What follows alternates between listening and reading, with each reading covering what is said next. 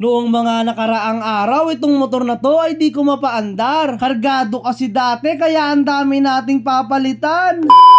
Ito pala yung una natin babaklasin yan, yung mga wiring dahil bibiyakin natin yung makina. Tapos itong cable ng preno para pag hinila natin yung makina ay mahihila. Syempre babaklasin na rin natin yung tornilyo sa shock at tornilyo sa engine support. Ewan ko ba bakit galit sa akin yung tropa mula nung umpisa at napasa hanggang ngayon ay siya'y unsupport. Tapos nanghingi lang ng gusto niya, hindi na pagbigyan, galit na. Anyway, wag na natin pag-usapan yan. Ipakita ko na lang sa inyo itong napakaangas kong suot. 2 taon na sa akin, hindi pa rin kumukupas at nagugusot.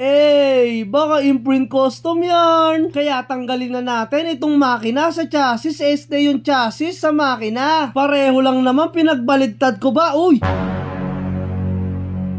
Buti na lang, muntik lang, hindi natumba. Kasi kung nagkataon, baka mabasag pa yung kaha, imbis na makina lang ang problemahin, pati pa kaha. Meron kasi ako nakalimutan na sakit, kaya lang wala na ako nagawa, bumagsak talaga.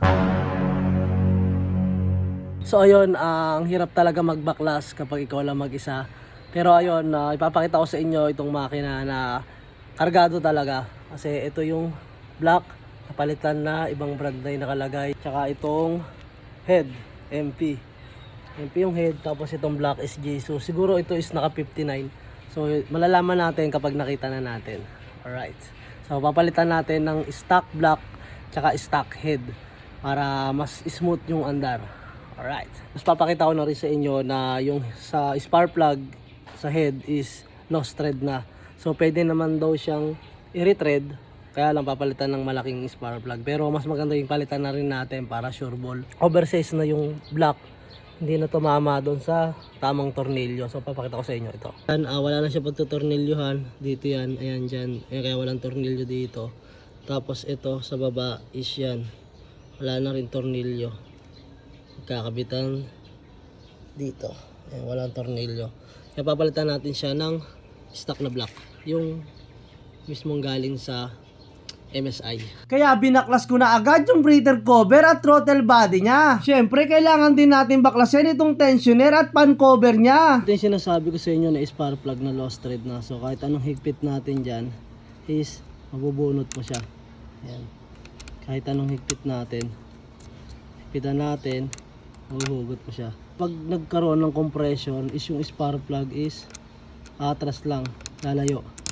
Kaya hindi mo pa rin siya mapapaandar. Yan, tutulak lang siya. Lost thread na talaga. Kaya binaklas ko na agad yung head para masilip natin yung piston at barbula. Ayun, naka big valve siya. Ayan, kitang kita naman.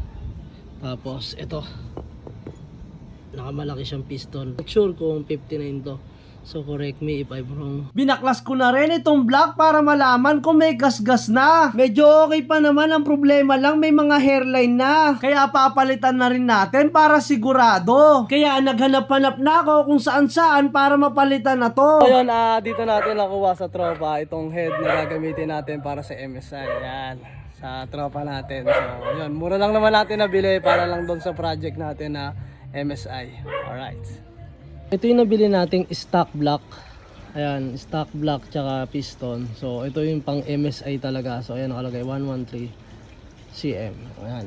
So ang problema lang dito is itong pin. So kasya yan dito.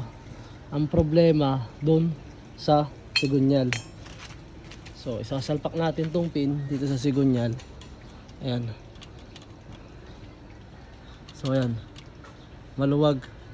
So kailangan natin palitan to. So try tayong maghanap ng isang buong sigunyal. Sana may makita tayo. Alright, let's go. Kaya binaklas ko na rin yung crankcase para malaman sa panggilid kung may mga papalitan. Mukhang all goods pa naman lahat, kaya wala tayong poproblemahin at papalitan. Baklasin na rin natin tong engine support. Kailangan kasi talagang baklasin yan bago mabiyak yung makina. At oo nga pala, tatanggalin din natin tong magneto at yung stator. Yan kasi yung nakakabit sa sigunyal niya. Mapapansin nyo yung stator puro puti, kaya halatang nabaha talaga. Dahil nabaklas na natin yung stator, ito naman isusunod natin, yung starter niya. Pwede naman na hindi na nating tanggalin, pero tanggalin na natin para malinis na rin natin yung makina. Kaya ilagay na natin sa magandang lagayan para mahugot na natin yung sigunyal. Sa pagtanggal ng spring, ganito yung ginagawa ko para hindi ako persado sa pagtanggal ng center stand. Kuha ka lang ng tali, mabilis mo na siyang matatanggal. So ayun, timelapse na tayo. Medyo mahaba na kasi yung video, pero ang totoo talaga, inaantok na ako. Basta tatandaan nyo lang, sa pagbiyak niya, kailangan yung baklasin yung siyam na tornilyo. Ito yung sigunyal, makikita nyo is may mga kalawang na. Then ito, pag inikot mo matunog, pakinggan nyo.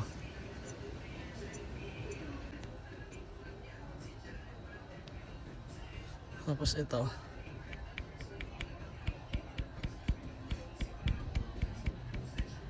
Ito is all goods pa naman, kaya lang yun nga, ito ang kailangan natin palitan. So hanap na tayo isang set para hindi na tayo pa-press. Tapos okay pa naman. Ang problema lang din dito is ito, lost thread na sa magneto. Kaya kailangan na talagang palitan para isang set ang ipapalit natin. So ayan nyo, may mga kalawang na. Kaya sabi ko sa inyo is ito is nabaha tong motor na to. Ayan yung iba, kanalawang na rin. Palitan na, NK. MK yan. So ayun, hanap na lang tayo ng panibagong sigunyal. So pag nakakita na tayo is kakabit na agad natin. So ayun, so maraming salamat sa mga nanonood. Alright, ingat.